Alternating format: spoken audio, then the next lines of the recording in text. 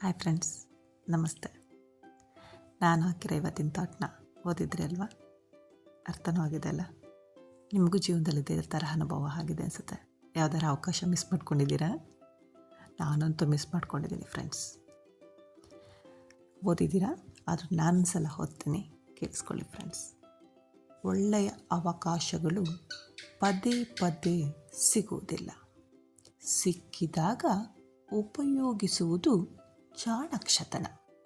ಹೌದು ಫ್ರೆಂಡ್ಸ್, ನಾನೇ ಹೀಗೆ ನನ್ನ ಜೀವನದಲ್ಲಿ ಆಗಿರೋಂಥ ಒಂದು ಎಕ್ಸ್ಪೀರಿಯೆನ್ಸ್ ಹೇಳ್ತೀನಿ. ನಾನು ಒಂದು ಗೌರ್ನಮೆಂಟ್ ಆಫೀಸಲ್ಲಿ ಕಾಂಟ್ಯಾಕ್ಟ್ ಬೇಸ್ ಮೇಲೆ ನಾನು ಮತ್ತು ನನ್ನ ಫ್ರೆಂಡ್ಸ್ ಇಬ್ಬರು ಕೂಡ ಜಾಬಿಗೆ ಸೇರಿಕೊಂಡ್ರು. ನನಗೂ ಸ್ವಲ್ಪ ಮಿಲ್ಕ್ ಪವರ್ ಅನ್ನೋದು ಇತ್ತು. ಮಿಲ್ಕ್ ಪವರ್ ಅಂದರೆ ಗೊತ್ತಾ ಫ್ರೆಂಡ್ಸ್? MILK. ಮಿಲ್ಕ್ ಅಂದರೆ M for money, I for influence, L for luck, K for knowledge. ಇಷ್ಟಿದ್ರೆ ಮಿಲ್ಕ್ ಪವರ್ ಇದ್ದರೆ ಯಾರಿಗೆ ಎಲ್ಲಿ ಬೇಕಾದರೂ ಏನು ಬೇಕಾದ್ರೂ ಸಿಗುತ್ತೆ. ಸರಿನಾ? ನನಗೆ ಎಜುಕೇಷನ್ ಇತ್ತು, ನನಗೂ ಇನ್ಫ್ಲೂಯೆನ್ಸ್ ಎಲ್ಲ ಇತ್ತು, ಸಿಗುತ್ತೆ ಅನ್ನೋದೊಂದು ಓವರ್ ಕಾನ್ಫಿಡೆಂಟ್. ಆದರೆ ನನ್ನ ಫ್ರೆಂಡ್ಸಿಗೆ ಎಜುಕೇಷನು ಇರಲಿಲ್ಲ, ಇನ್ಫ್ಲೂಯೆನ್ಸ್ ಇತ್ತು, ನಾಲೆಡ್ಜ್ ಓಕೆ ಅಷ್ಟಕ್ಕಷ್ಟೆ. ಅವ್ರೇನು ಮಾಡಿದರು, ಕಾಲ್ ಫಾರ್ ಆದಾಗ ಹೈಯರ್ ಲೆವೆಲಲ್ಲಿರೋರನ್ನ ಪದೇ ಪದೇ ಹೋಗಿ ಮೀಟ್ ಮಾಡಿ ಮಾಡಿ ಮಾಡಿ ಮಾಡಿ ಅವರು ಒಂದು ಕೆಲಸನ ದಕ್ಕಿಸ್ಕೊಂಡ್ರು. ನಾವು ನನಗೆಲ್ಲ ಇದೆಯಲ್ಲ, ಓಕೆ ಓದ್ವಿ, ಒಂದೆರಡು ಸಲ ಕೇಳಿದ್ವಿ ಅವ್ರನ್ನ, ಸರಿ ಮಾಡಿಕೊಡ್ತೀವಿ ಅಂದ್ಬಿಟ್ರು.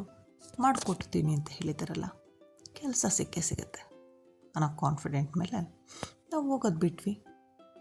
ಕೊನೆಗೆ ಕಾಲ್ ಫಾರ್ ಆಗಿದ್ದು, ಕೊನೆಗೆ ಲಾಸ್ಟ್ ಲೀಸ್ಟ್ ಅನೌನ್ಸ್ ಆಯಿತು. ನನ್ನ ಫ್ರೆಂಡ್ಸಿಗೆ ಜಾಬ್ ಆಗಿತ್ತು, ಬಟ್ ನನಗೆ ಜಾಬ್ ಆಗಿರಲಿಲ್ಲ. ಬಟ್ ನಾನು ಅವತ್ತೊಂದು ಆ ಅವಕಾಶನ ನೀಟಾಗಿ ಉಪಯೋಗಿಸ್ಕೊಂಡಿದ್ರೆ, ಅಂದರೆ ನಾನು ಅವ್ರ ಹತ್ರ ಹೋಗಿ ಪದೇ ಪದೇ ಕೇಳಿ ಮತ್ತು ಯಾವ್ಯಾವಾಗ ಏನೇನು ಪ್ರೋಸೆಸ್ ಆಗ್ತಾಯಿದೆ ನಾನು ಅದನ್ನು ನೀಟಾಗಿ ತಿಳ್ಕೊಂಡು ಅದ್ರ ತಕ್ಕನಾಗಿ ನಾನು ನನ್ನ ಪ್ರೋಸೆಸ್ಸಿಂಗ್, ಅದು ನನ್ನ ಕೆಲಸನ ನಾನು ನೀಟಾಗಿ ಮಾಡಿದಿದ್ದರೆ ಇವತ್ತು ನಾನೊಂದು ಒಳ್ಳೆ ಜಾಬಲ್ಲೇ ಇರ್ತಾಯಿದ್ದೆ.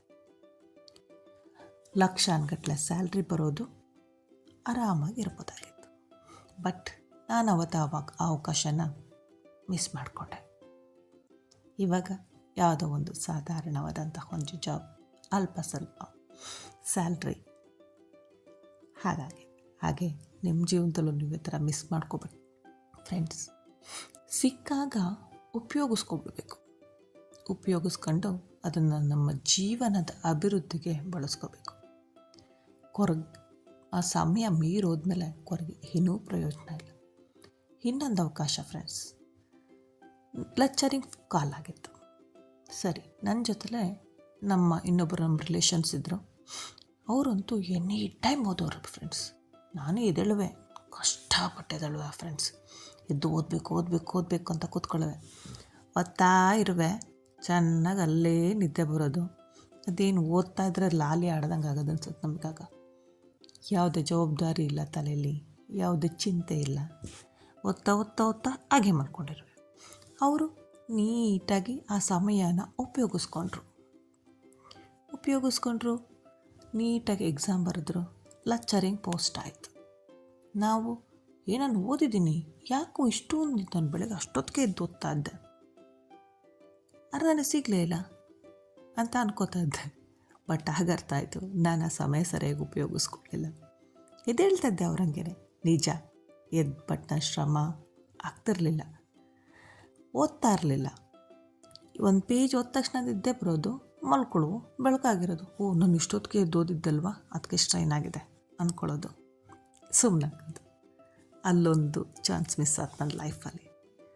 ಹಾಗೆ ಫ್ರೆಂಡ್ಸ್, ವಿದ್ಯಾರ್ಥಿ ಆಗಿರಲಿ ಇಲ್ಲ ಯಾರೇ ಆಗಿರಲಿ, ನಮ್ಮ ಜೀವನದಲ್ಲಿ ಅವಕಾಶ ಅನ್ನೋದು ಬಂದೇ ಬರುತ್ತೆ.